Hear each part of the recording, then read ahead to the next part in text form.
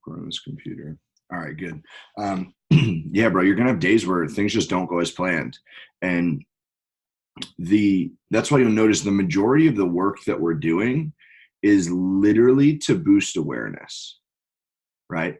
As long as we're aware of where, and that's a lot of what we'll focus on today, is as long as we're aware of where we're spending our time and how we're spending our time and what's happening when we feel like we're not using our time effectively, then we can start to build in strategies, right? Then all we want to do is catch it quicker, right? Because you're going to have days where you roll over and you're not even out of bed and you're already in this thing, right? Looking at text. I did it this morning, bro. No one's perfect, but the quicker that we can catch that and execute away from it, right, and start to get more in alignment with what we've created and the work that we've done the last 2 days, the better off we'll be. So don't worry about it.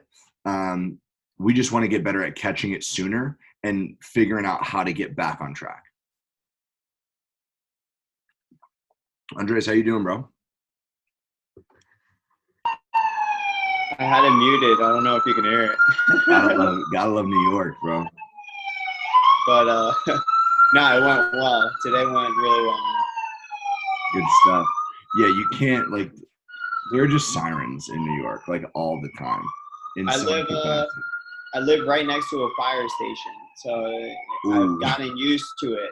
This happens at like 1 in the morning, 2 in the morning, so I don't even hear it Dude, anymore. when I went to college up at Union near Albany, Schenectady's not a good area, like, at all. Like, classic liberal arts college in the Northeast, just in the middle of the hood. So there are just sirens going on like clockwork 24/7, to the point where I would be calling home and like my friends or my family would be like, dude, do you not hear that? I'm like, what are you talking about? They're like, there've been sirens this entire 20-minute phone call. I'm like, you become immune to it. You know what I mean? So I feel the pain, but, well, not pain because you don't care about it anymore. But yeah, I feel it. I feel it, bro. Today is a day off from class, or what was the schedule like today for you, bro? Today, yeah, I didn't have class. I ended up going in at 1 to go over the presentation that we're doing next week for our club. And then I ended up going straight to meet a broker, a commercial broker. I was talking to him for maybe like an hour. And then from there, I went straight to an open house and just got back. Nice. Just getting an idea for like how they're running the open house, or were you running it? I was running it. Oh, good stuff. How'd it go? It went well. We had a couple come. They seemed interested in the 2-bedroom that we showed them, so we're gonna follow up and then send them floor plans and things like that. So good stuff. What does an open house look like in an apartment building? Like, I'm trying to like wrap my, like, you just open up the entire apartment to the public, or like, what does that look like? So basically, we have an exclusive agreement with the owners, and we have the listings for all of the apartments in the building. So essentially, what an open house is that people either reach out to us through Street Easy, mm-hmm. or they see our phone number on the sign. They call, they say that they're interested in looking around, that they're interested in, let's say, studio, 1-bedroom, 2-bedroom. And we show them the building. We show them the units that they want to see. We sign them in, and that's essentially what it is. Got it. Yeah, my cousin just helped out with an open house for the first time the other day. He just got his license a month ago. So I don't know. It's a cool space, but glad it went well. But yeah, guys, today we have, just like yesterday, kind of like 2 main workshop exercises we're going to drive through today. And today's going to be a lot around awareness, right? Not in the sense of like shame on you, how dare you spend your time like that, but like getting a grasp for how we are spending our time. So 1, we have a benchmark. 2, we understand what of the time that we're spending we want to be spending. 3, we can get an idea of what parts of that we might not want to spend at all. And then 4, maybe the stuff that's not necessarily productive, but the stuff is like the happiness factor, right? Keeps us sane, like whatever it is that we enjoy to do. We talked a lot about YouTube in the past, like whatever that is, right? So we'll do something called a daily audit today. We'll actually audit a previous day, and then you're going to want to audit days moving forward to, again, just like we talked about a ton last night, gather data. So that'll be the first main exercise. We'll jump a little bit into we're going to build out some more lists. I'm not going to tell you what that is yet, so we'll jump into that in a little bit. And then we're going to do a little bit of work around false emergencies, getting an idea of what they might look like in your life and how you may be able to handle them. So again, we're going to start with the daily audit. And what I love about this is one of the most important exercises you can ever do with respect to productivity, right? Because what's the classic lie that everyone says? It's like the adult version of the dog ate my homework. I don't have You time. don't have enough time. Yeah. Bingo, right? And the fact of the matter is, like, we all have 24 hours. So how does someone like Kylie Jenner have $1 billion company at 21 years old? And we're wherever we're at if we're not where we want to be, right? And you could argue family and this and that, like, whatever. Maybe it's a bad example. But my point is everyone gets 24 hours, and we have to figure out what they're doing with their time that we're not doing with ours, right? And everyone thinks that we don't have time until what that really means is it's not worth my time, okay? But oftentimes, we're actually just not aware of how we're spending our time, right? It's those, all of a sudden you get on Instagram to post and deliver value for your audience. And then all of a sudden 30 minutes later, you're mindlessly scrolling still, right? Or you go on YouTube to watch one video about how Ryan Serhant best runs his open houses. And all of a sudden you're freaking 3 hours later on like a rabbit hole of just crazy YouTube stuff. So the purpose of this exercise is not to be like, holy shit, look how bad you are with your time, but more get an idea of where it is so that when we do come into those situations where we need to just literally salvage every second of every day, we know where we can pull from, right? And then we can start to get creative with how to leverage it more effectively. So this is a pretty simple exercise, guys. All I want you to do is I want you to look at yesterday, for example, okay? Or actually, no, it's 7 p.m., so let's do it for today. What I want you to do is, as closely as you can remember, I want you to document your entire day up until now in no bigger than 15-minute increments. Okay, so, well, I might have said that wrong, but I want you to go down to the 15-minute increment level. Like, obviously, in hindsight, it's difficult to be like, oh, I spent 5 minutes here, 3 minutes there, but we can think in blocks of like 15 minutes, right? And we don't need to be crazy accurate. But all I want you to do is put pen to paper on what did your daily schedule look like? We have our time blocks that we built out yesterday. Now we're going to build something similar, but what it actually looked like after we executed on it. And remember, leave judgment at the door. This is not to be like, Broderick, I know that you mentioned you weren't happy with the productivity today. Like, this isn't to beat yourself up and be like, dude, today sucked. It's like, okay, cool. Like, this is the data that we're trying to gather. Like, we just want to get an idea for what the day looked like in full and get a feel for where we're spending it. So everything from social media usage, reading, downtime, like breaks, meals, phone calls, like whatever it is, start it when you woke up until today. Does that make sense, guys? Cool. Awesome. I'm going to give us about like 5 to 10 minutes for this because I want to get as detailed as possible. So feel free to unmute yourself as we go. If you have any questions, I'll just start the clock right now and we'll go for about 5 to 10 minutes. And if you're finished early, just drop a note in the comments or unmute or whatever. Yeah. So it was so bad for me today. Like I told you before, I'm really sporadic. Cool. I So would you'll be need all like, 10 minutes for this. Yeah, I guess. Yeah, no. So I'm just gonna have a hard time even remembering the sequence of events, really. Nonetheless, how much time I spent on them, right? If you mixed up some sequence of events, like, don't worry about it. Get ballpark times and just start to try and go in order if you can. Like, just think about this as like retracing your steps from a time perspective. Yeah. All we No, want to I'm do with is you. get close. It doesn't need to be perfect, bro.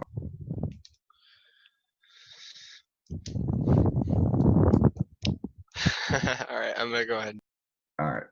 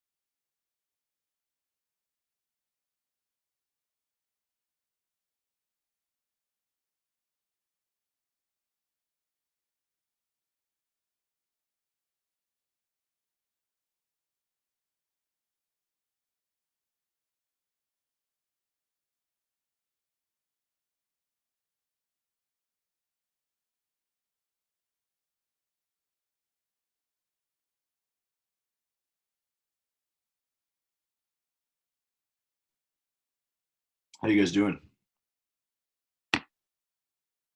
I'm done. Roger, how you doing, bro? I am also done. How'd it go? I mean, shit, dude. I'm not gonna beat myself up about it, but this gave me a lot of clarity on what I did do and why things went the way they did.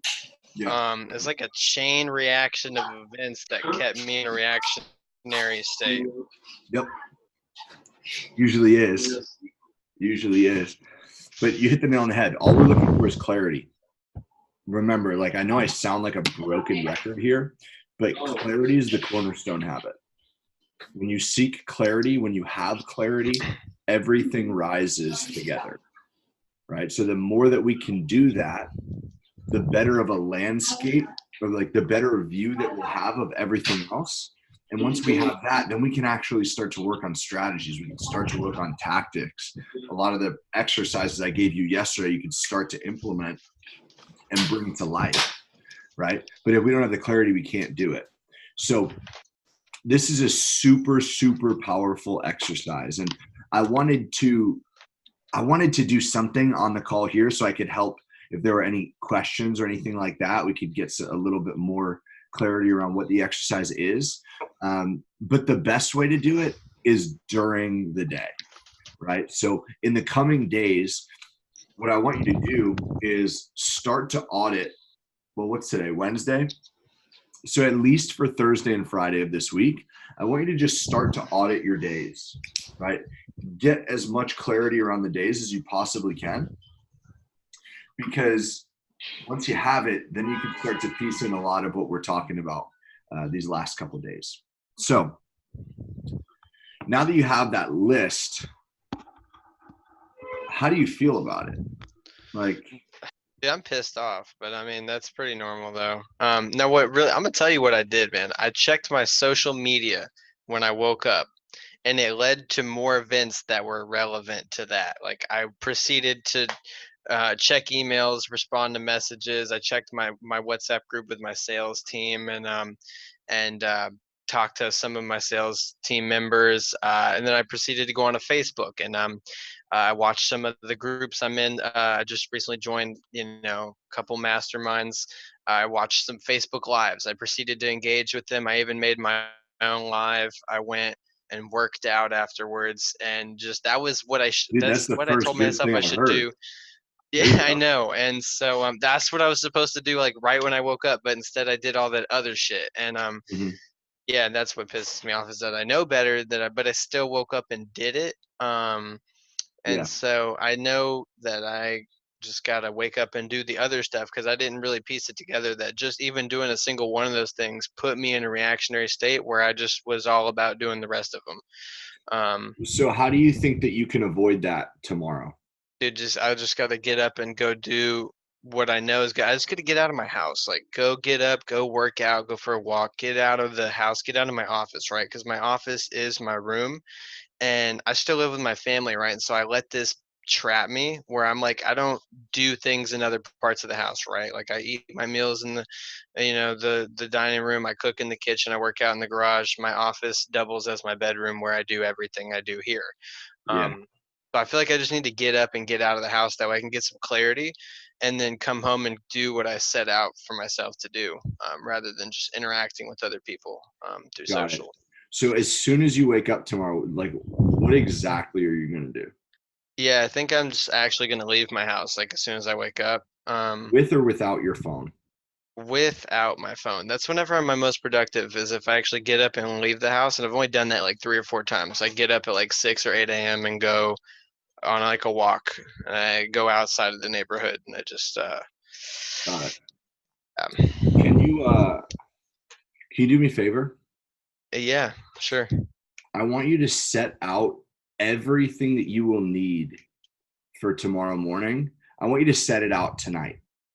Okay, so Yeah. if obviously, like, your clothes that you're going to wear, the shoes that you're going to wear, anything that you need for your walk, if it's like MP3 players are kind of a thing of the past, right? Because we use our phones for that now, and you want to leave your phone. So I don't know if you'll need anything else, but set all that out in the morning. If there's like caffeine that you need, like make sure that it's as prepared as possible.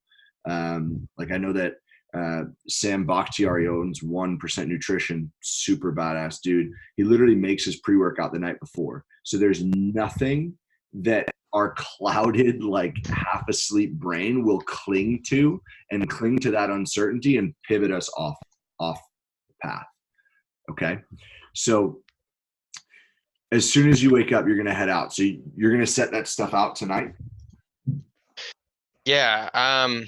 Dude, this is kind of embarrassing, but I mean, I actually already did that, but I didn't do it in enough detail, and I didn't do that. And you actually gave me some clarity. I think I'm actually going to take my phone with me, because if I'm out there walking, getting the blood pumping, I'm out of the house. If I do all that shit while I'm on my walk, then whenever I come home, there's none of that's to be done anymore. Like, because if that's something I want to do, then I might as well do it while I'm exercising. But is that being reactionary? Yes or no? I don't know, because I mean it's pretty intentional, I guess, if I do it like that, because I do find it pretty important to socialize with my team and stuff and check on what's going on for the day. But at the same time, I think it's pretty realistic that I don't need to. It's just something I like to do. But I Do think you I'll think try it. I do you think I'll think try it's not getting you doing the it. results that you want? I haven't even tried doing that much. I literally, so like just like you said, I wake up and I go to my phone, go to my desk, check my computer, do all that crap, sedentary.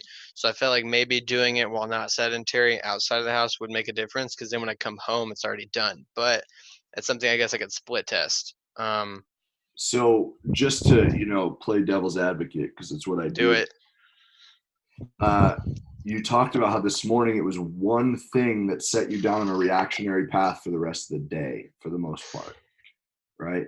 Yeah, Or at least a large portion of the day. So absolutely. what's to stop that one thing from being when you're on your walk? Like Yeah. how will that get? It's kind of like um what's this saying? It's like when there's a hole in the boat and we're using a bucket to like shovel the water out instead of plugging the hole. Would you So like say that's similar? it's not something that ever like finishes, right? So how can we confidently say that by the time you get home, you're going to be done with it and you're going to get to work? I guess no, that makes a lot of sense.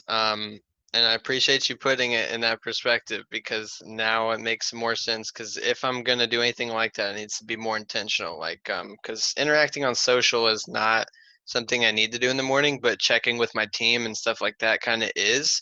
But at the same time, not really. It's something I just like to do. Not And so, first thing. Yeah, yeah, like so let's go back to the extra one of the practices that I gave you guys yesterday, yeah, right? Which was for the first hour of the day, don't do any email, don't do any social, no messaging, nothing, right? Because okay. that's going to get us in this reactive snowball effect. Whereas if we, and this is what I would really encourage you to consider doing for your walk, which is focus on you, right? Not checking in with the team. They'll be okay, right? And if they aren't okay, then wake up an hour earlier so you can have your hour before you need to get back to them so that they will be okay. You know what I mean? Absolutely. Um, because even if you're in a different environment, the practices that you're engaging in are still Yep. reactionary. Yeah. No, that makes a lot of sense. You're Like, just intentionally being yeah, reactionary outside of that time. Because remember, yeah. we blocked out time for those things, some of them, right? Those menial kind of like reactive state tasks like email and texts and social media messages. So we'll have time for them, and you can play with those time blocks after you gather data. Don't pivot too quick, but you can play with those, just not in the first hour of the day. Okay. Yeah, no, that you gave me immense clarity just now, because I considered uh checking in my WhatsApp groups with my company different than socializing for the hell of it. Or maybe not for the hell of it, because I do have goals and motives with that. But that's something I did set time for, and then communicate with my team is something I didn't set time for, because I felt like yeah, so I'm gonna just throw it all out the window um Yeah. until after Yeah, things like bro. Block out time for both. right? And if Yeah. anything, checking in with the team should be blocked out before socializing should be, right? Well, absolutely. Socializing is like after work, and checking with the team is like something I kind of have to do because I always like to make sure I know what we're doing for the day because we kind of do experiments, like all the time. And so I just want to make sure I'm up to date with what we're doing because Hmm. we always have like new lists to call and stuff like that. You know what I mean? And we have Yeah. people need advice. I'm like one of the more experienced salespeople, and so I give a lot of people advice. Hmm. So I need to protect my energy though and not worry about the WhatsApp group. There you go. Um, Yeah, just bro, you can block out time for it, just not in the first hour. yeah. Like, I need to leave the devices alone for the first hour for sure. yeah, dude, if you can do it by leaving your phone in the house, go for it. If not, find a way to avoid all push notifications. Like keep your phone on airplane mode or whatever. That doesn't really work because most push notifications come through Wi-Fi nowadays. Like whatever you have to do, get away from anything that's going to grab your attention because it's someone's job literally to make the apps as addictive as possible, to make the icons pop so that you'll click on the push notification, right? To write the copy that gets you into the app and keeps you in the world.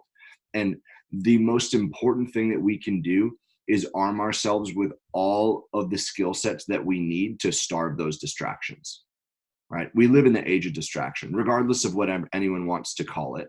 It's what we live in.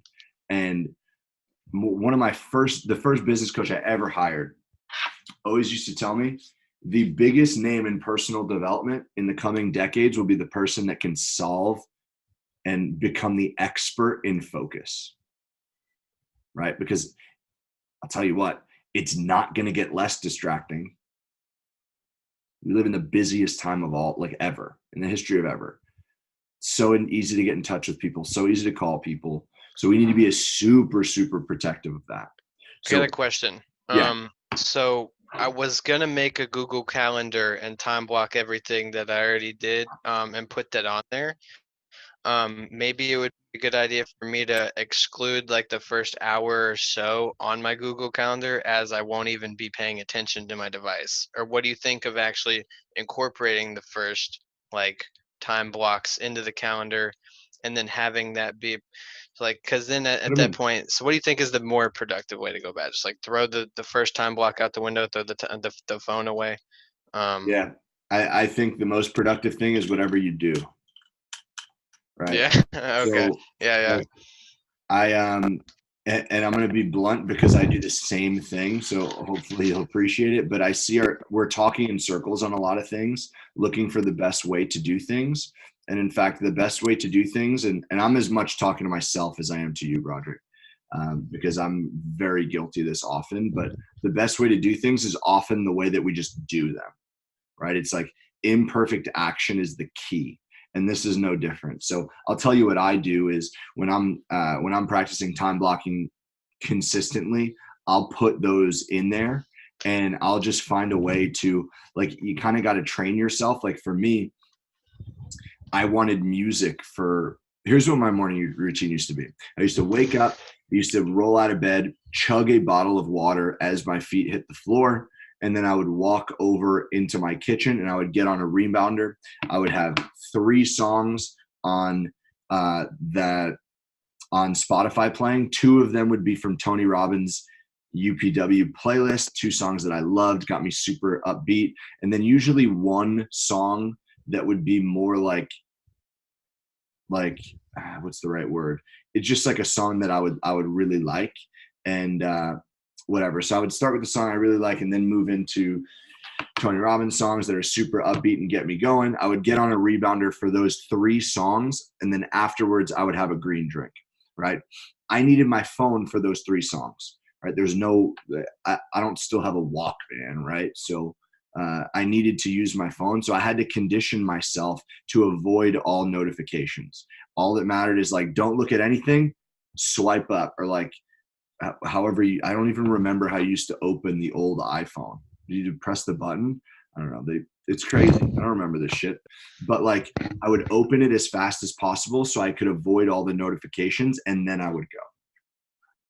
Okay. So I would say do that, like put it in there, because you'll have clarity. When you look in the morning, you know or when you look the night before as you're winding down the day, you know exactly what you're doing, right? But you don't need to see the notification. Does that make sense? Yeah, that makes perfect sense. Cool. Awesome. Andres, how did it go with the audit? Do you have any questions or anything? Today was actually really productive. Yeah, I did a good amount. Cool. Awesome. So what we both like, no matter how productive the day was, I'm sure everyone on here has some things in their list that were exactly in alignment with what we wanted to do, some things that maybe weren't in alignment but made us feel good, and then some things that weren't in alignment and are just like, why the hell did I spend so much time doing it? And if you didn't have that today, like, kudos, you'll have it some days though. So what I want to do now is I wanted to roll into the next exercise, and I actually wasn't planning on doing this, but I somehow stumbled upon, in the middle of the day, I went to go watch the Liverpool game because they're playing in some weird cup match. And I was trying to find it on TV before I realized it was on ESPN Plus. Well, it doesn't matter. I stumbled on Dean Graziosi's like infomercial, right? Don't know why he's still on television, but he was like running his interview with Larry King on a repeat. So I jumped into it, and he shared something that made perfect sense to plug in here. So credit to Dean on this, even though he probably got it from someone else. Like it's not rocket science what we're about to do. But we always hear about to-do lists. So what I actually want to do now is I want to create a to not do list. Okay. What we want to put on this is everything. Let me actually give some context. It's always important to have a vision of who our best self is in our vision, right? Like the most confident, the most courageous, the most high performing, the most successful version of Andres or version of Broderick, right? So what we want to be asking as we're building this list is, what does that person not do? Right? And this is interesting because we've been talking a lot about we have to leave judgment out of it and this and that. And I still hold true to that. Like we all have our vices where we want to be doing things. Like for me, I want to consume YouTube on occasion. I just don't want to be doing 2 hours of it. Right. Or like I want to catch up on a show that I'm watching with, with my family or my girlfriend or whatever. But I don't want to necessarily binge 3 hours of it until 2 a.m. and then fuck up my entire next day. Right. So as we're building this list, I want to really focus on things that we do that maybe it's like in a quantity that's unacceptable, or maybe it's just like, I don't want to do it at all. Like something I should really stop is biting my fingernails. I stopped for a while. It's a habit that I haven't been able to kick since I was like freaking 4, right? I just haven't focused on it. It wasn't important to me. So maybe that's something that would go on that list for me, right? So for the next 5 or 10 minutes, I just want to focus on getting as many of these things down as on paper, and think of this as like our guidelines for our life, right? Because again, if we know what we're not going to do, it becomes way easier to like find time for things that we feel like we should do, especially if you look in that audit and maybe on a bad day, 3 to 4 hours of that audit is things that are probably on that list, right? So for the next 5 minutes, let's just jot down on everything on that list that you don't want to spend your time doing, that's not in alignment, that doesn't serve you, that doesn't even make you happy, like all that kind of stuff.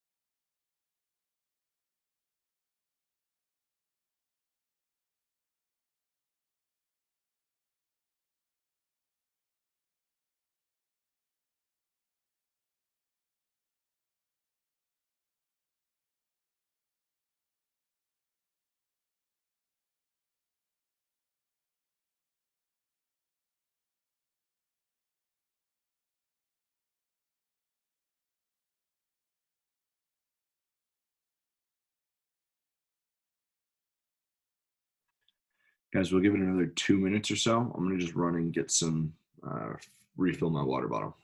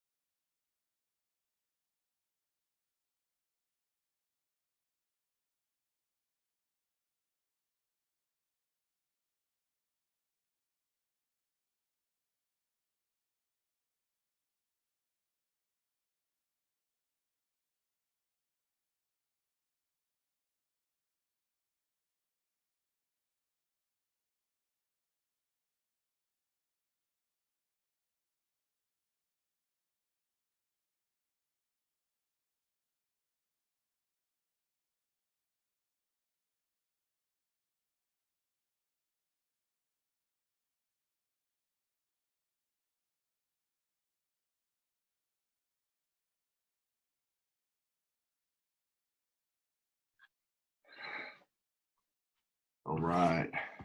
Andres, how's it going? Building that list? What's it looking like so far? Still working on it, but 3 things I have right now.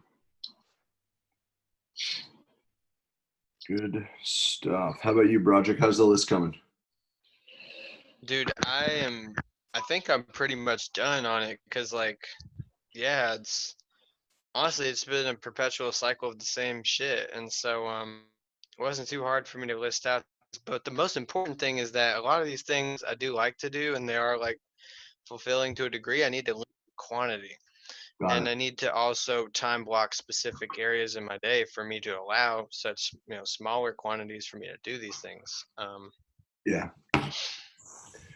Anybody want to share what some of the things on their list are? Dude, I'll gladly share. Yeah, one thing is to not consume informational content until like after all the work is done, because I'm, not to like toot my own horn, but I know enough to operate on what I know. Like I don't need to go consuming more stuff before I take action, and that's been one of my biggest things is that I'll just out of a habit, it's like a pattern of comfort for me to just consume informational content, and so to do that. Also, listening to music either during or before work, and it's specific types of music. Like because a lot of music, I think it's okay to listen to instrumentals, maybe while I'm working, depending on what the work it is I'm doing, Yeah. or even before. But things like hip hop, like I'm sure we all enjoy hip hop to a degree, right? But there's a story being told there, and it kind of throws me off track to be listening to someone else's story. Yeah. um it like navigates thoughts to a completely different area, and so I think I'm gonna try listen. I'm gonna check out Tony Robbins UPW soundtracks and see what he's got popping over there, because I'm Yeah. sure it's probably some good stuff. They're definitely not instrumentals. Okay. So if you're going to go that route, I used to do the same thing. When I was in the engineering space, like I would find vocal lists, like techno playlists, or like kind of like I guess like a term would be like chill step. It would be like really low key dubstep, but vocal free, so it's not like taking my train of thought away. But for me, and this is going to sound weird, I literally listened to that because it would get me into this state where I felt like an awesome engineer because I felt like a robot, right? So like sounds weird, but like it got me in the state where I needed to be to write good code and to be producing at the level that I wanted to be producing at.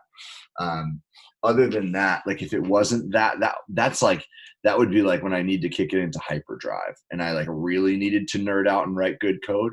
Other than that, I would do a lot of like deep focus. That Spotify playlist is great. There's another one called like Lux Lounge or something like that that's pretty good. There's some vocal tracks in there though, so I'm a fan of that. I think like that ambient kind of background music, like there's something to be said for getting you in the right state, and it doesn't take away from the train of thought. So I'm with you on that. All right. So are we looking pretty good? Everyone think they're done with that list? Yeah, mine's looking pretty solid. One other thing I put in there is just using social media in general. I think I need to set some time blocks for that specifically, because there's a lot of people I love to work with, a couple of masterminds I love to be a part of, but I don't need to check on those in the morning. There's a certain sequence of events I'd like to have been through before I go about doing that. Yeah, dude, 100%. And so those were a few of the most important. There's a few other things on there, but it's pretty casual shit. Yeah, got it. Yeah, and guys, this is just a starting point. We don't need to be done with this right now, but at least we'll start. Like I honestly, like I didn't plan on putting this in, but I saw it today. And I'm like, damn, that's really in alignment with what we're actually trying to do in this workshop. So I like whittled some time here and there out of it to fit it in. And luckily we have a super small group, so we can just riff on the things and expand into that time. But I think it's a super cool practice, because when sometimes it's just easier to know what you don't want to do, right? Like you might not know exactly what the answer is or exactly what you need to be doing or the exact habits you need to do to get where you want to go. Like we can model, right? We can look at who has what we want to have and start to model their behavior and start to model what they've done. And you should get similar results. But oftentimes we're not going to know what those things are right off the bat. But what we do probably have a better idea of is, what does that person not do? And when we can start to model that, oftentimes that will get us there faster as we figure the other pieces out. So I love that practice. I'm going to definitely bring that into, I don't know if I'm going to review it on like a quarterly basis or something like that, but I think it's a really, really cool practice. So I wanted to spend some time doing that today. Unless there are other questions on that, I want to move into some of the last, where are my notes? Zoom turns into like full screen randomly and hides everything else that I'm trying to find on my desktop. Here we go. Unless there are other questions on that to not do list, we can jump into the last exercise, and it may take an hour, it may not. We may finish early and we can just use the time for questions or whatever it is. But this is a really, really important practice with respect to intentionality and staying in the driver's seat and avoiding being reactive, okay, which we've talked a decent amount about. I really want to dive into false emergencies. And this isn't something that I feel like it doesn't get talked about enough in the productivity world, right? But inevitably, we can plan and manage our time as much as we want to, right? We can build in all the productivity hacks and get things out of our calendar and maximize our results and cut down our workload and all these things, right? The productivity hacks. But it doesn't matter if we get sidelined by emergencies that completely push us off track, right? And completely derail our productivity for the day. It doesn't matter what we fill our calendar with if we get one single phone call and it derails the entire week's worth of plans, okay? So what I want to do, and literally there's just two parts to this exercise. First, we're going to jump into what false emergencies are. I'll give some examples and start to brainstorm, and we're going to dive into what they might look like for you in your life, your career, your education, whatever it is. And then two, we'll start to brainstorm together. You'll have your own ideas of how you can properly navigate them, right, in an effective, an appropriate, and a professional way. But then also, we can brainstorm if you struggle on any of that, right? So we can start to work through that together in terms of like, what do they look like, and how do we not avoid them because they need to get done eventually, but how do we manage them and act upon them accordingly so that we can still be in alignment with what we want to create and keep people happy. Okay, so I'll give some simple examples of a false emergency, but a false emergency is literally anything that think of it as like the boy who cried wolf, right? For example, client calls, says, hey, I need X done by 12 p.m., right? And you're like, oh, but it's 10:30. That's an hour and a half from now. And you've already blocked out your day. You've already looked into what's the deep work that needs to get done. You have your 3 tasks that are going to get done in that time block. And you're like, hey, like the second I derail everything to get this done for the client, well, then all of a sudden your whole day gets sidelined, right? It's all interrupted. You're being reactive. You might be like, well, that sounds like an emergency and I don't know what to do about that. It very well may be, but it also might not be. And here's where it becomes a false emergency.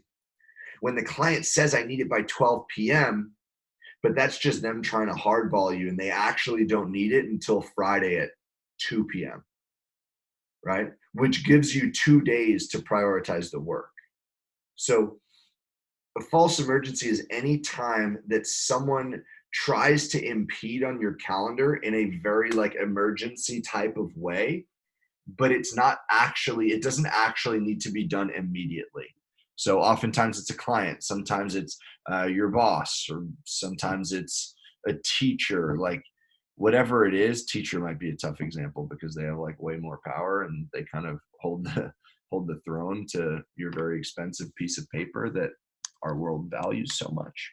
I'm not going to rant about traditional education. I told myself I wouldn't do that. So, but that's an example, right? It's anything that really tries to impede on our calendar and it doesn't actually need to be done that moment. And it just shows up in a way that pivots, forces us to pivot, forces us to get reactive, and then we're not going to be fulfilled. Okay. So before we jump into the first part of the exercise, does that make sense? Does anyone have any questions on what that looks like or what a false emergency is?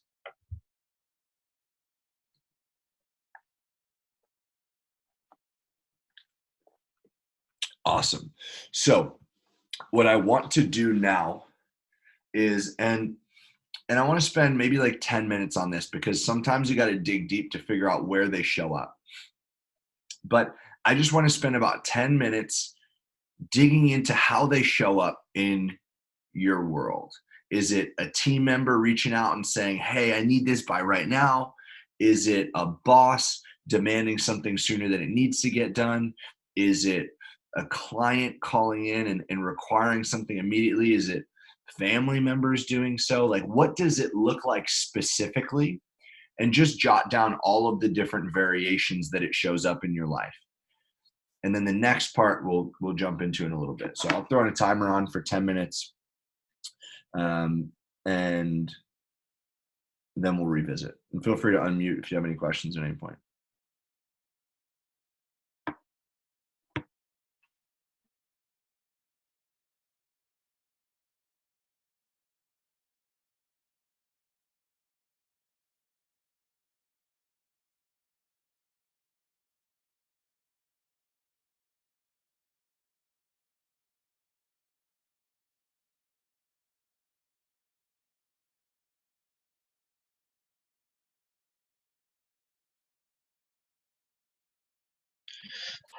So a lot of the false emergency, or a lot of things that are coming to mind, I think rather than them being false emergencies, they're things I should just time block for. Because I know I can expect them to happen. Like clients hit me up for help regarding the ventures that they're, going through, which it is my job to help them with that. Clients hit me up for refund requests. That's my job to handle those as well. Stuff like that. And yeah, I think that it would make more sense for me to allocate time for deep work to do like heavy sales, and then be like, okay, I have like a half hour set aside, or like even whatever amount of time for me to handle clients who I'm not like um already conscious of, right? Like, because I go into work, with the intention on having conversations with new clients, but then old clients hit me up every day. Mhm. And so I'm like constantly in between flows, you know what I mean? Or rather, it messes up with my flow. How are they reaching out to you? Via text. Okay. Well, yeah, that's like the reactive time block that we have. Text, email, all that. Yeah. I wouldn't worry too much about that. When we think about a false emergency, think about something that's coming in with a very tight deadline.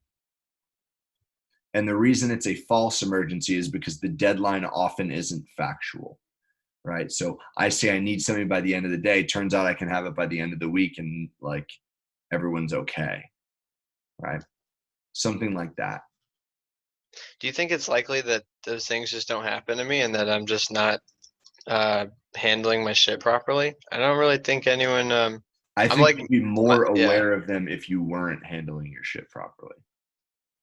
So I would say keep digging because they're there yeah.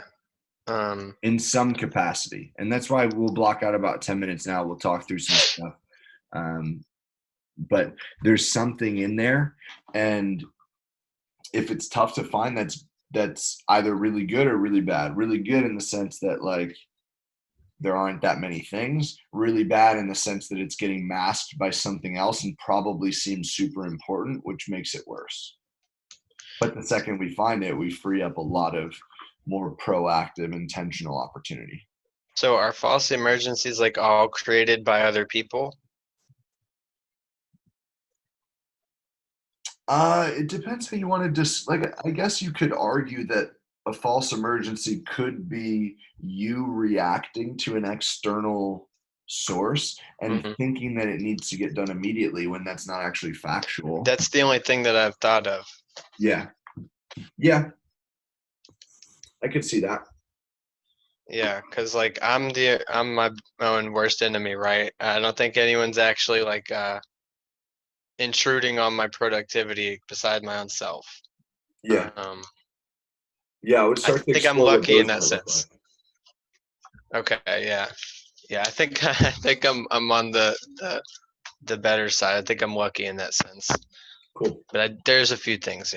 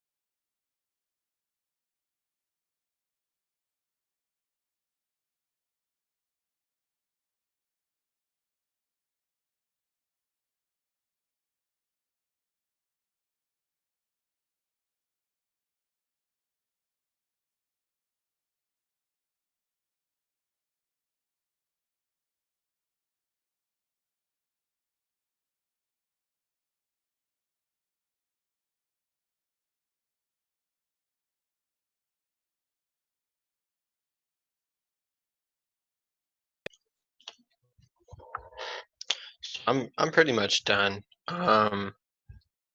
It doesn't really seem like I have any, other than just things that I'm reactive to that I think is an emergency. So therefore, it is a false emergency. But it's just like it's not stuff happening to me or around me. It's like stuff happening within me.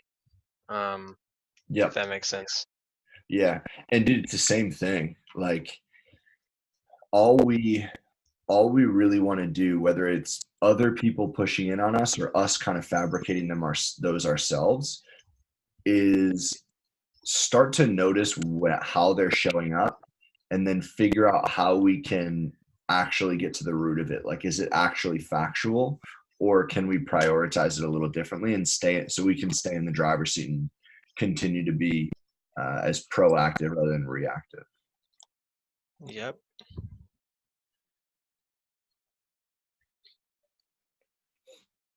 Andres, how are you doing, bro?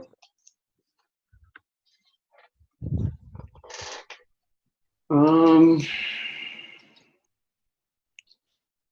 mean, yeah, I didn't really have many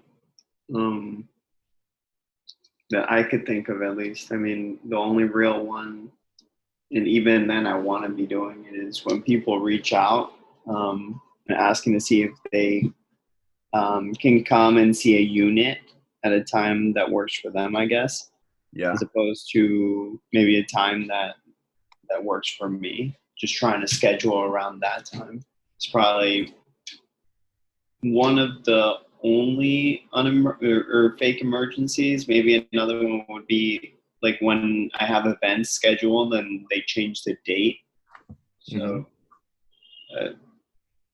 I guess changing the date kind of screws up what I was going to do on another day. So I don't know. Got it. I don't know if I would. I mean, yeah, that definitely sucks when people reschedule things and it like gets in the way of whatever we were trying to do. I don't know if I would consider it a false emergency unless you're the one like planning the event and they start to impose deadlines on what needs to happen for the event, right? So for example, like if you're planning the event and they're like, we need to know the entire guest list by Tuesday. It's like, well, you actually don't need it by Thursday, something like that. But just in a date change, I'm not sure that would necessarily fall into this. But I love what you're talking about with the clients. Like, obviously, we always want to not appease, but like we want to make our lives easy for potential clients, right? We're trying to make a sale. We want to work around their calendar, but to an extent, you know what I mean? So something, how do I want to say that?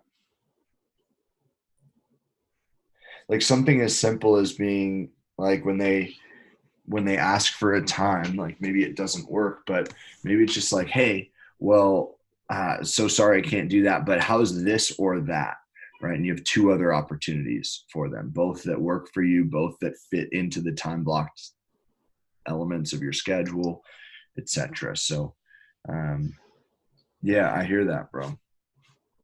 I hear that. Anything else? That's pretty much it, man. I mean, apart from maybe like classes when they give us work and they say that it's like supposed to be done by a certain date. I mean, yeah, I caught myself when I was saying that because I'm like, what are you going to tell your teacher? Like, sorry, that doesn't work with my timeline. Like, maybe, dude, if you're a good, like a sales stud, maybe you can figure that out. I definitely couldn't have, but that's like it's a tougher one to navigate for sure. yeah, but otherwise, I don't really think I have many, if any. Good stuff. Good stuff. Yeah, and here's the thing, like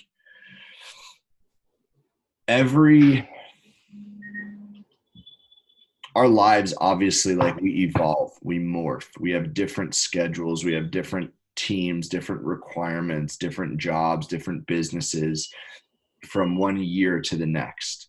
And whatever false emergencies are showing up right now may be radically different a year from now. You know, like Broderick, you mentioned like doing some e-commerce, or like you're talking to Bryce, maybe you get into wholesaling real estate. Like for all we know, a year from now, you might be running a massive wholesaling operation. And then there you'll be dealing with a shit ton of false emergencies because you got property owners trying to sell their property. You're trying to secure the note and then sell that to somebody else, right? And everyone is just demanding everything. So your false emergencies will be completely different.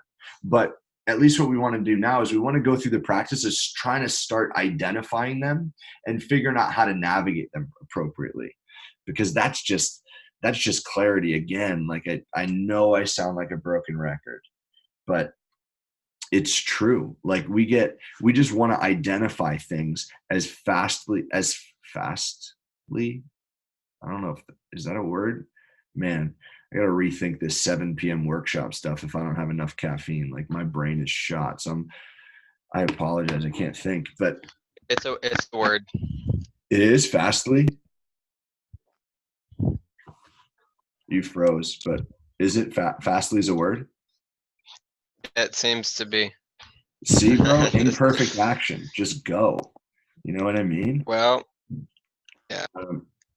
We want to just, moral of the story, we want to freaking recognize shit faster. All right.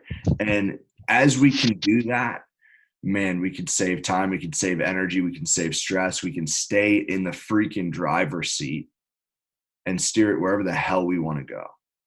So what I want to do now is we have this list of false emergencies. Maybe it's not that long in this current season of life that we're in, but at least we have a couple on there.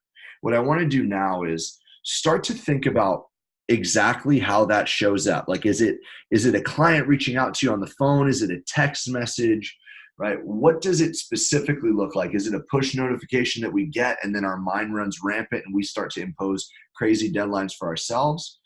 How does that show up? And when we know how to show up, how it shows up, how might you actually navigate it? Okay. So I want you to start brainstorming on some of those things. Let's do about 5 minutes on this. And then we can kind of circle back up and maybe share some insights. Everybody will share how they think that they can navigate it. And then if anyone's holding up a little bit, maybe we can come together and share some insights for one another. So I'll put 5 minutes on the clock. Boom.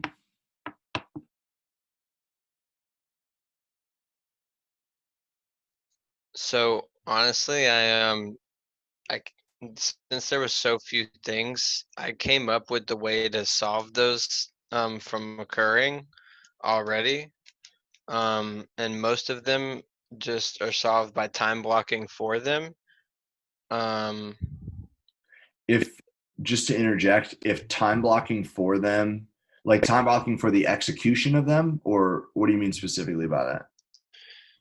Yeah, so exactly, like, or no, rather setting aside a time for those things to happen. So let's say the thing happens, but I've already set aside a time in the day where I've allocated time for me to react to those things at that point. You get what I mean? Yeah. Okay. So Well, if you've already solved all of them, just take this time to continue to dig in and find more, because nice. whether it's like the size, maybe we don't realize that they're false emergencies, but take that time to dig in a little deeper and find some more for you.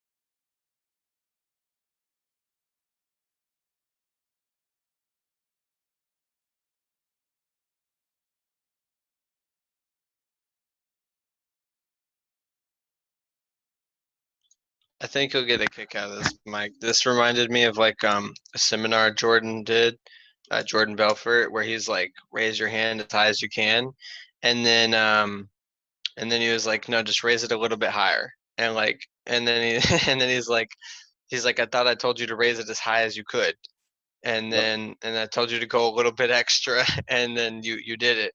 Mm-hmm. I came up with quite a few things actually that are what I would consider my false emergencies, since they're all in my head. And this was fire. Good stuff. Yeah, that's a good practice. It's like just all bullshit limitations we place on ourselves. Exactly. Showing up in different ways. Yes. Yeah. I gotta get more creative with the way I show up. No, I appreciate this a lot. This helped. Good. All right. So, and Roger, for each of those, you also found out how you can navigate them. Good. How about you, Andres? How's it going? Yeah, I was just trying to figure out how to go about navigating the client one.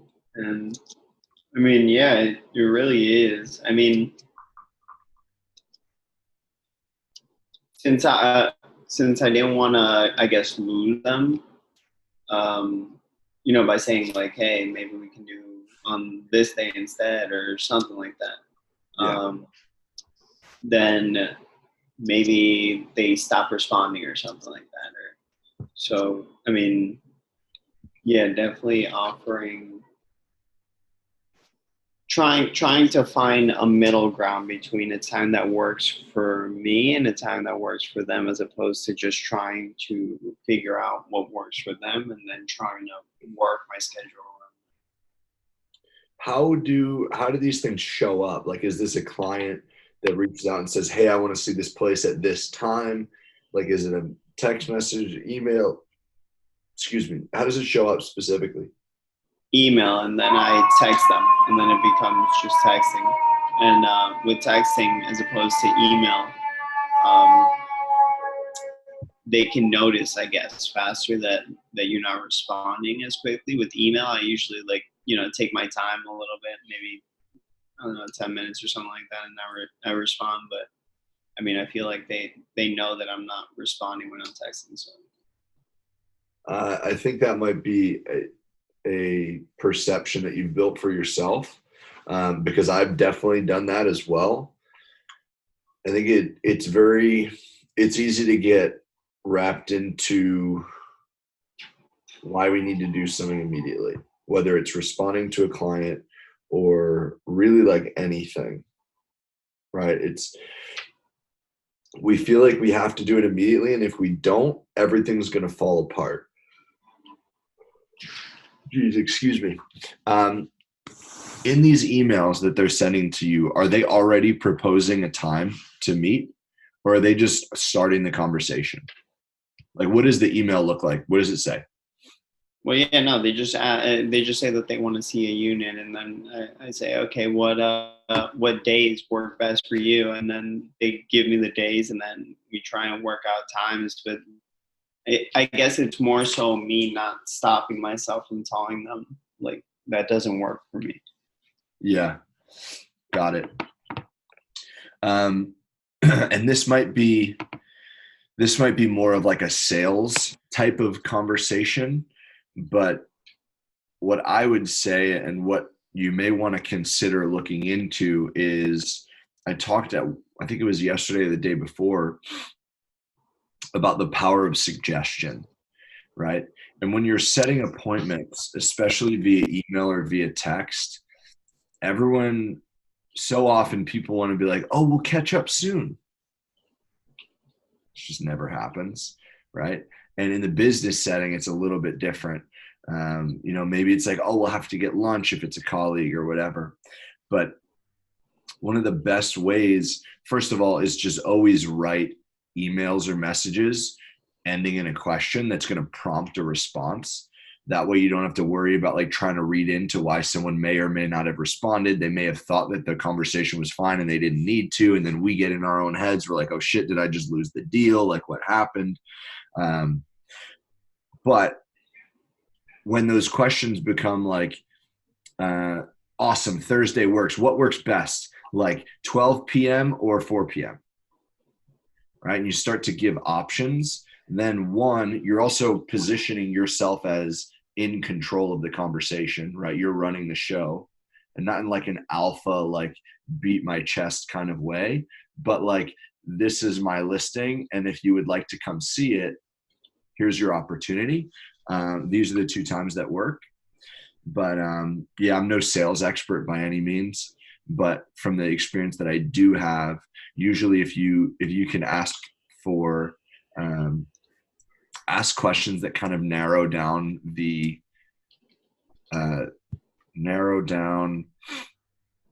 like to some specificity, like, hey, I don't know, like I said, like 2 p.m. or 4 p.m., what works best for you? And something like that. And maybe Broderick has some insight. I know that Broderick's a sales badass. Yeah, that's accurate as could be. Especially just giving them a couple options, maybe a few, or even say I use Calendly. It's free. I literally, this is specifically what I do. I'll ask them when would be an ideal time for us to talk, and then I send them the link and I say, okay, perfect, there should be some time slots on that day available. Let me know if you have a hard time finding what works for you. That way it's completely free, and they get to pick a time that works for you already because you set it up. And so and then if they do have a hard time, they'll let you know, but chances are they'll never have a hard time. And so and yeah, and if your availability doesn't work for them, chances are if it doesn't work that day or that week, it will work. And if the client's that important to you, we'll always make it work. And so that's how I do things, because I have to do that a lot. And so and I get people who literally, I'll ask them, hey, you want to schedule a call to talk more about this? And they'll say, yeah, can call me in 30 minutes. And I'll say, I'll tell them, I'll say, my schedule's booked. But I can send you a link and we could schedule a time that works for the both of us, because we need to ensure a common time. That way, we have a quality conversation, no time constraints. And it's not really just about the authority bias, but the authority bias is huge there. You really want to have a common time for you guys to have this meeting. And I feel like that's one of the best ways to do it. And it is free. So, I mean, if you're meeting with a lot of people, I'd definitely try using that. It works seamlessly for me. Yeah, Calendly's dope. I use it for everything, and it's only like, I think you can only have one type of event active at any point on the free time. So if you need to have multiple events, it's like $10 a month or something like that. But if you're just showing properties, like maybe you throw something up there and it's like a 30-minute or 45-minute or whatever that looks like, and you can just put them up there. So I don't know. Does that help at all? Like, does that get you thinking anything? Like, where are you at with it, Andres? That's good. That's good, my friend. Yeah, no, that's definitely helpful. I could probably use that for more than just real estate as well. Yeah. And I appreciate it, both of you. Yeah. And just a quick tip, Calendly does allow you to ask questions. I always ask them, depending on your situation, you'll ask different questions, but I always ask, is there any reason you would miss this scheduled meeting? And it allows you to include some notes too. I let them know if it's a phone meeting, make sure you're in a quiet environment. If you're going to miss the meeting, I make sure they've got my number. Make sure you let me know you're going to miss this meeting. That way there's absolutely no reason this client should waste your time, because they're made fully aware that you've got standards and they got to meet those. Because if they don't, that's not professional. And I mean, chances are you don't want to do business with them anyway, right? And so just a couple of tips on Calendly, really, because that's why it's so badass, because you can make the questions required too. So yeah. I always ask, at least make sure, is there any reason you would miss this meeting? And it'll allow you to gauge their interest as well. It's really dope. Yeah, I want to like just to give you some insight. If you want to do it for more things than one, this is like pretty straightforward right now. Just I need to delete this one actually. Caleb was the sales guy for me that was working on selling a lot of my speaking back in the day. So I got to delete that. But these are usually like the stereotypical ones that are just preloaded. When I used to run a podcast, I had like podcast interview slots in here.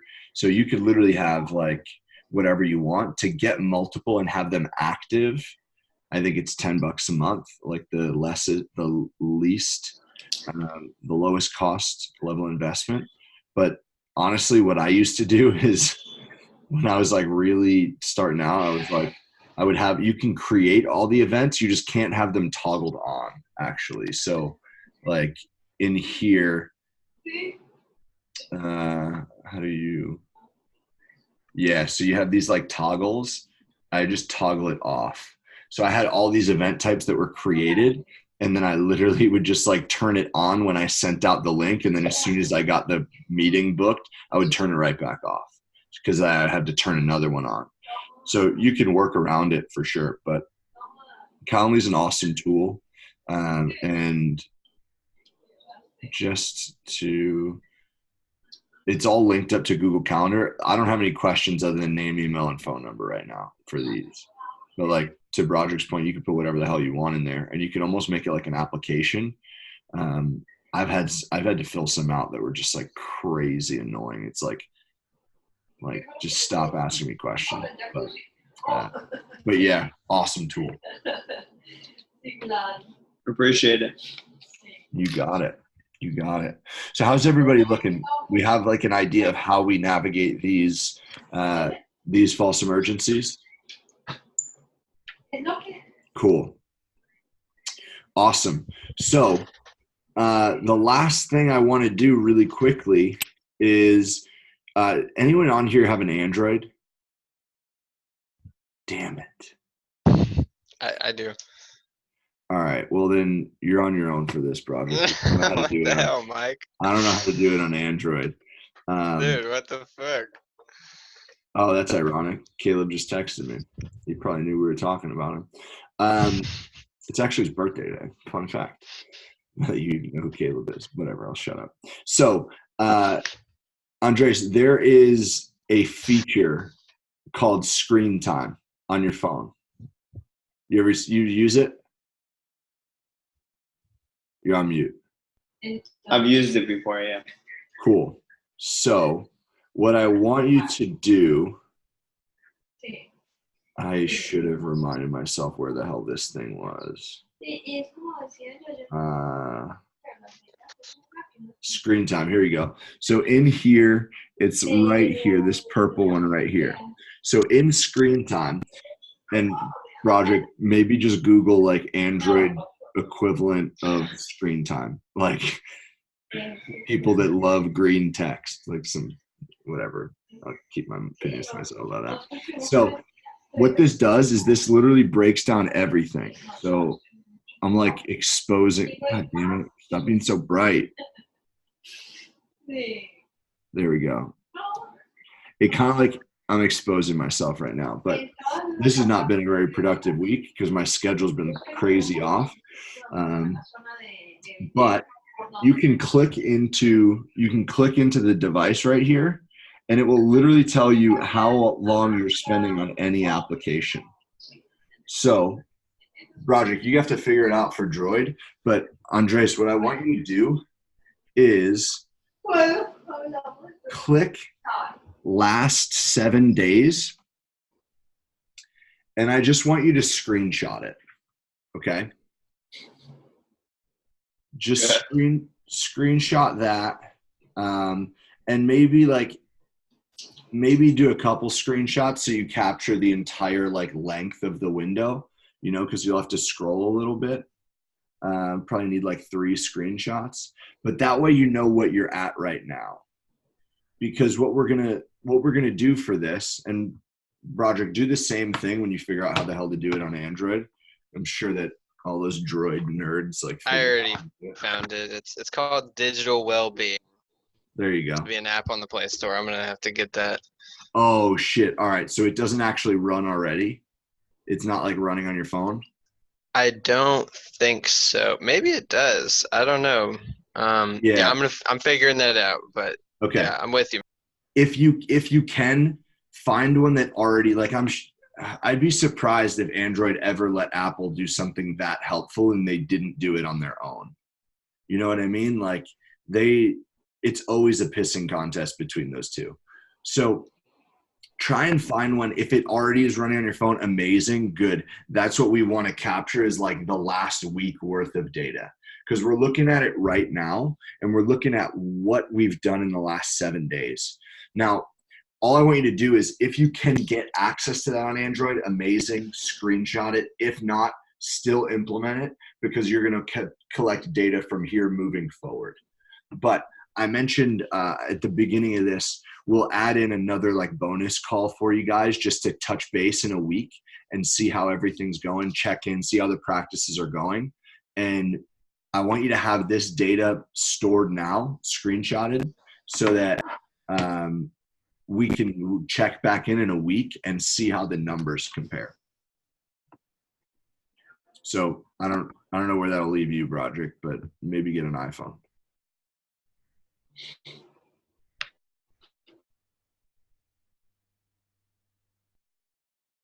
So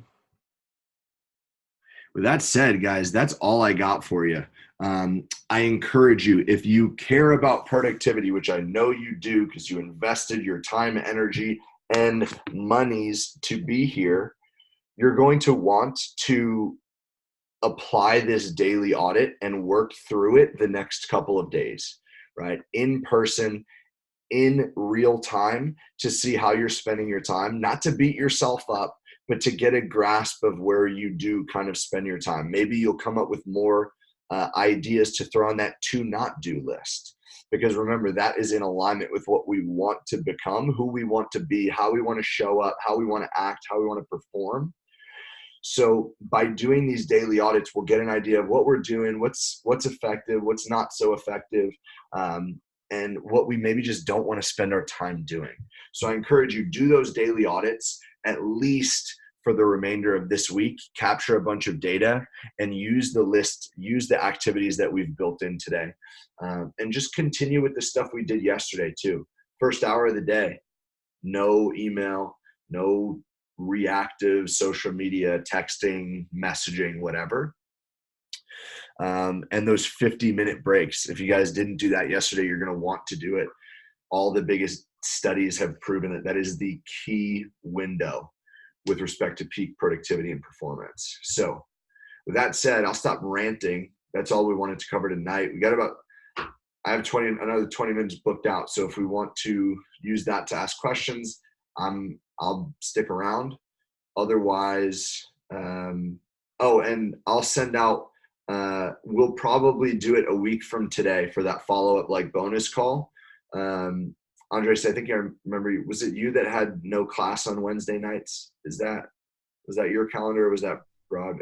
Someone, I don't know, whatever. Yeah, I don't have things on Wednesday. I have to double check next Wednesday. But.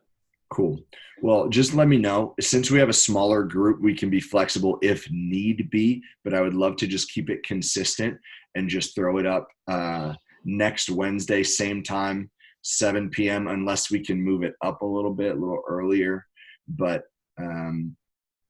well, actually, let's do that now. Can we all just look at our calendars for next Wednesday and check what works?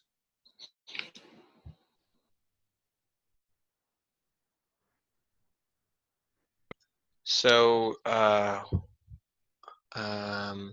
I think Wednesday next week should work because that's the 2nd of October, and I'll be traveling on the 3rd, unless I decide for whatever reason to leave a day early, which I don't foresee. And so, yeah, I mean, there's no reason. You said 7 your time? Yeah, I'd like to move it up if we can. If we can do like maybe 5 p.m. Eastern on next Wednesday. What time zone are you, Broderick? I'm Central Standard, so So that'll be like I'm just an hour behind you. Yeah. Got it. So like 4 p.m. your time, 5 p.m. Eastern. Would that work for you guys next Wednesday? I can't say that okay, well personally, so I work till about 6. And so like on my schedule, I hop off of work and I hop on here.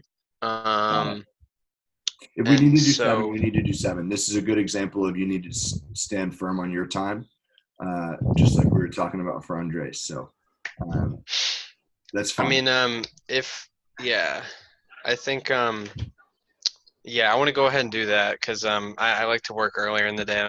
I like work into the evening. So Cool. yeah, that'd be dope. Same time. I mean, if we do 5, I'll only be able to do about an hour, maybe a little less. Got it. And I mean, we're just going to catch up. So an hour is probably all we'll need to block off. But does 7 o'clock work for you, Andres? No, I'm gonna be there from 6 to who knows when, probably 8. How about, so you're traveling on Thursday, right, Broderick? Yeah, I need to schedule everything tonight. I still haven't done that. I think that I can safely say that 4 p.m. my time um would work out, and if it doesn't, no, there's really no worries. I would love to hop on the call though, because I have sales meeting at 3, and so I mean, really, what would need to happen that day is I would need to push work a lot. I would have to push work up too. Um, or I could work after, I guess. And About, well, before we start rearranging everyone's calendars, what does Tuesday evening look like for everybody? I just have the inner circle training at 4. So 4 p.m. Eastern. So anything from there on, I could make work. yeah, same time Tuesday would definitely work for me. I've um I've essentially uh got my schedule working around Cool. current schedule. So that would work. Andres, Tuesday at 7. Does that work for you? Yeah, that works. Okay, awesome. I'm going to throw that Perfect. in. We'll just block out an hour. We'll just hop in, catch up, see how the next 6 days have gone, and ask follow-up questions, whatever, and just use it as a platform to catch up. Good? Sounds Sounds good. great. Cool. Broderick, make sure to figure out that screen time. I got to get a new phone, man. This phone it doesn't have it. I'm gonna have to get a more up-to-date Android that does have digital well-being. I don't mess with the iPhone. Or you could just, I mean, the new iPhone has 3 cameras because one wasn't enough. So you could, Oh yeah, just get the triple cam. yeah. Yeah, dude. I mean, did you get that? Is it nice? No, I got the single cam one. Are you memeing me? No, I have no idea. Well, I don't mess with people who have green text, but I just I don't know why they have 3 cameras. I have no idea.